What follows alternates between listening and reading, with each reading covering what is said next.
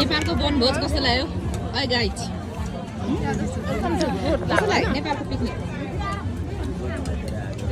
है खाना आएको मान्छे यो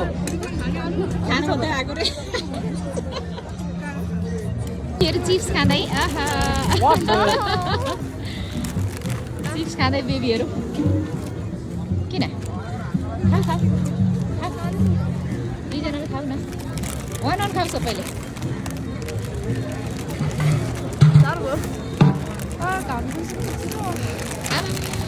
सबैभन्दा सानो बेबी ए